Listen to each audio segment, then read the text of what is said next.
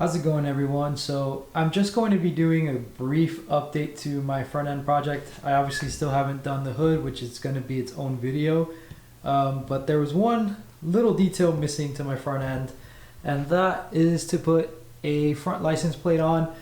Living in the state of Florida, I'm not required to have a front license plate with my license plate number on it. However, we do often have like decorative tags that we put in the front. It's very common. You'll see guys from, whose family's originally from like Cuba or Puerto Rico. They'll throw up their like flag that says like Soy Boricua, or like, some region of Cuba. They'll actually get like a license plate from Cuba. You see guys that are originally from Texas, for example, they'll have like their Texas flag tag up front. It's kind of just, something that kind of shows off your origin or represents your origins. In my case, my family's originally from the Dominican Republic. I looked online for actual tags from the Dominican Republic, but I didn't find any that I liked, and all the ones that they did have were actually kind of expensive. So I did find these people on eBay that do like this tag, and you're able to put kind of whatever letters you want on there.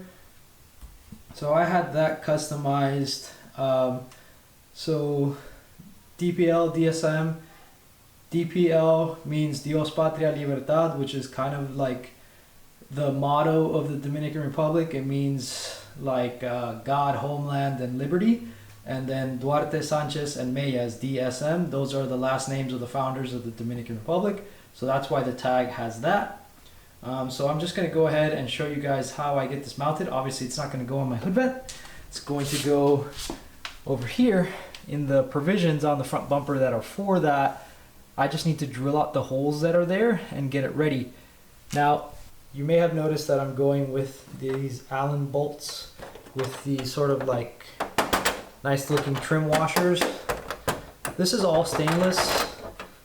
This just looks blue because I took a micro torch and heated it up until it turned like bluish purplish, just to give it a little bit of a custom touch. You can make this even fancier if you first polish the washer and the bolt and then hit it up with a torch, but this is going in the front of my truck, so it's going to get beat on quite a bit by oncoming debris and whatnot, so I'm going to leave it as is. So this happens to be an M6x1 bolt. It's the same exact bolts and washers that I use to attach my valence to my upper metal bumper piece. So in order to get this to work on my valence, I need to drill a couple holes and mount some nutserts on there. I could have just put a nut in from the back, but I figured I wanted something much nicer and that didn't require you to like stick your hand behind the bumper in order to attach this and take it back off. So I've gone ahead and ordered a tool for doing that, and we'll take a look at that in a sec.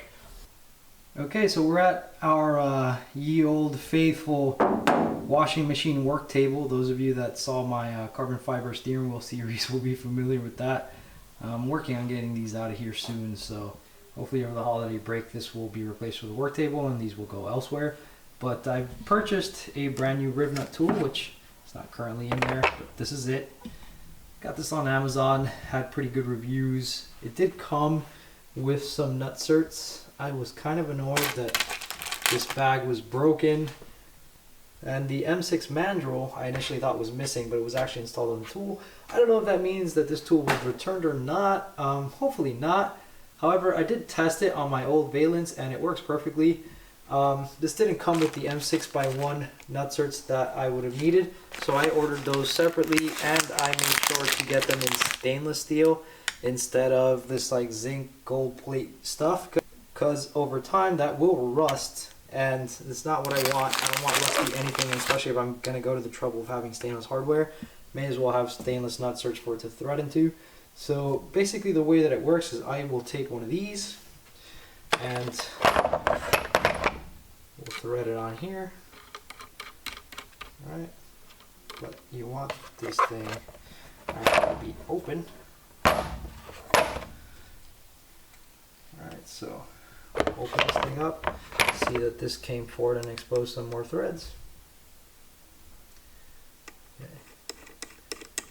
We'll thread that down. Not too much past the thread, mind you. I threaded it just up to the end of the thread.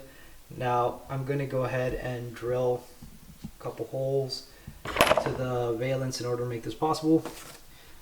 you want to drill a hole that's just about, if maybe slightly under the diameter of the nutsert that you're putting in.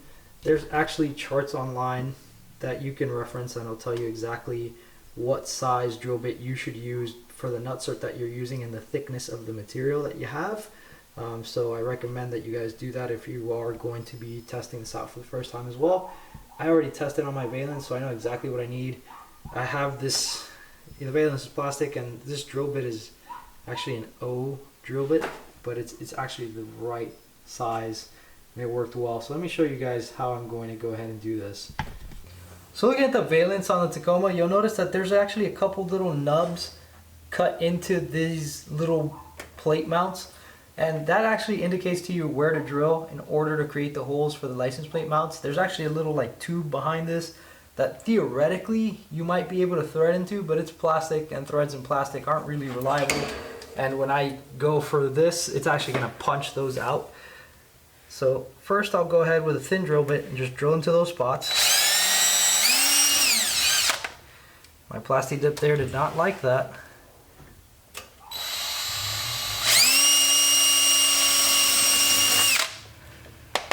Kind of heated up and came apart there.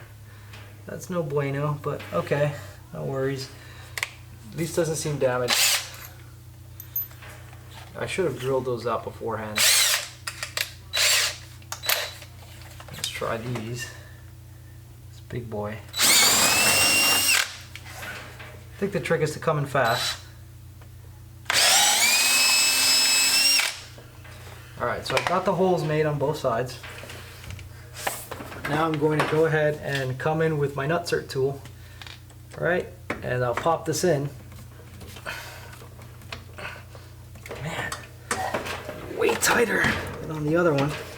Right, and once it's in, then I'll bottom it out doing this. Think that's good.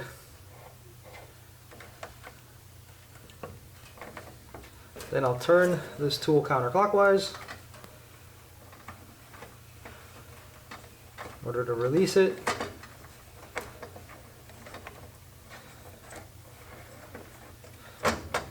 And there you go. Nutsert is installed. That's not going anywhere. Get rid of the metal shavings. I'll do that on the opposite side, and then we're done. So let's go ahead and thread in the next one.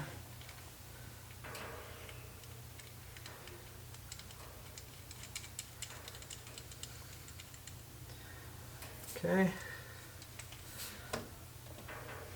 Pop this guy in here.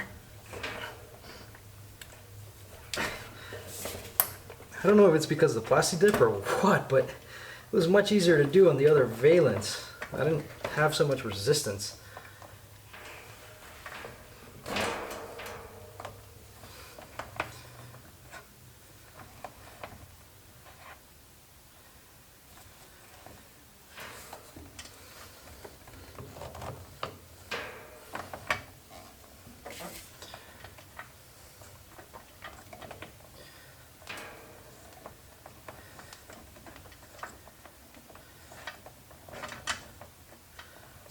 Yeah, that's not going anywhere.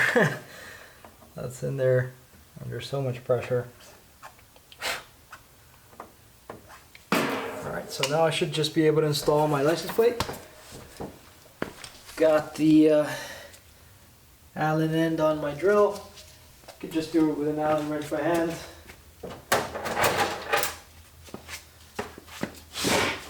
Just bring this over. Just kind of align these. Start getting them threaded in by hand.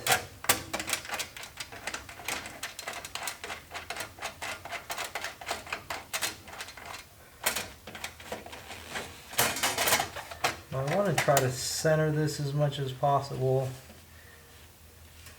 I'll use these washers to give me an idea.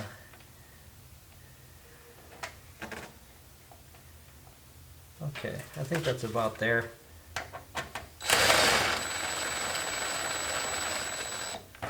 I'll do this lightly. There's no need to like super tighten it.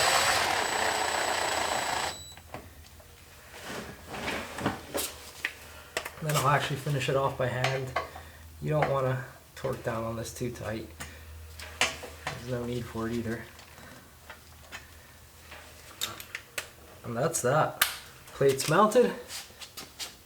I can show up to the autocross meet and hard park for a few seconds before it's time for me to go run. Show off my cool, you know, cars and coffee vibe. Of course, I don't really go to meets. I only really go to autocross and track day type stuff, so I'm not much on hard parking, but who knows? Maybe I'll go hit a meet like that over the holidays. That looks pretty damn good. I'm happy with that. I like the way the blue goes with everything, kind of like pops nice. So, happy with that. Alright, I'm pretty happy with the looks of that. Next up is going to be a video on my carbon fiber hood. But in the meantime, I thought it might be cool to show you guys the stainless steel bolts and how I blew those. I know a lot of people think that that only works on titanium. It actually does work on stainless steel, right? Stainless steel has things like copper and nickel inside of it, and when you heat it, some of those other metals kind of come to the surface, and that's why you get the bluing. So I'll show you guys how that goes. Alright, so right here I have a small screw. This is 3/16 stainless steel. Holding this with vice grips. You do not want to hold this with your bare hands, obviously, because you will get burnt.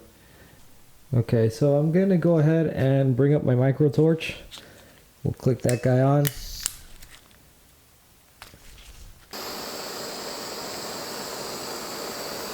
And we'll come, let the edge of the flame hit that.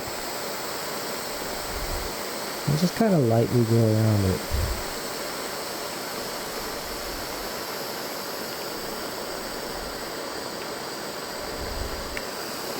So you'll see that this starts taking on like a golden tone.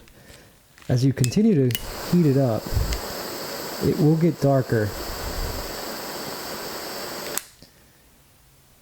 So already it's kind of goldish.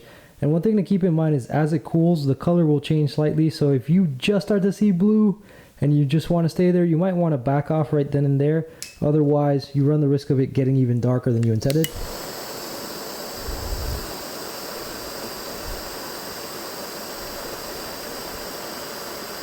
So right there, I'm starting to see a little bit of bluish, purplish in there. As you can see, the little bit of blue on the edge. Give it some more.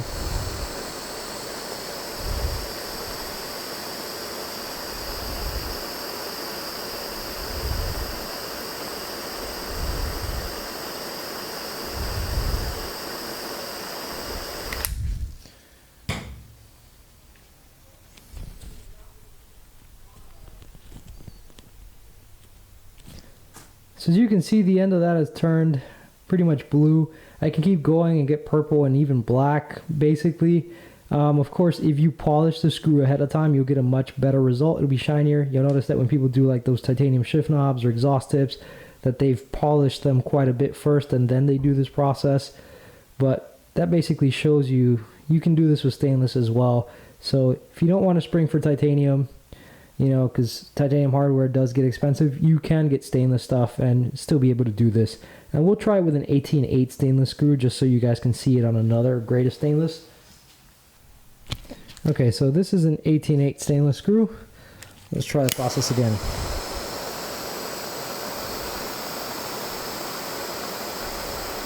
You might want to hold the vice grips at a bit of an angle from your hands so you don't end up pointing the heat at your hands. Major key. Major key alert.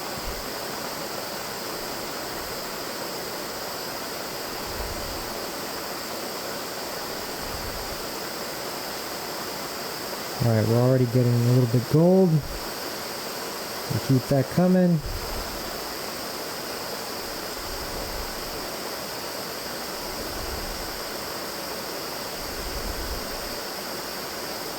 We're about to transition into the blue. Start to see the gold get like hotter looking.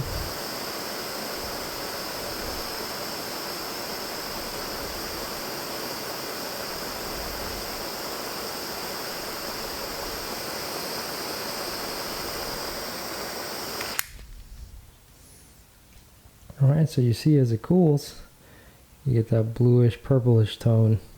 It actually extends down to the body of the bolt. You can see that has a nice bluish tint to it. And the camera doesn't really show you how good it looks in person. In person it looks much more blue than on the screen right now. And obviously the amount of time that you leave it for will affect how much of a blue you get. You can see there that the body is shifting from blue to gold. So it's literally the same exact effect you guys are used to seeing with burnt titanium. If you've enjoyed this video, if you like what you see, feel free to like, subscribe, and click the notification bell so you're notified when I post up another video. If you have any comments, any feedback on how I can improve this, do it better, feel free to leave that in the comments section. And as always, thank you guys for watching.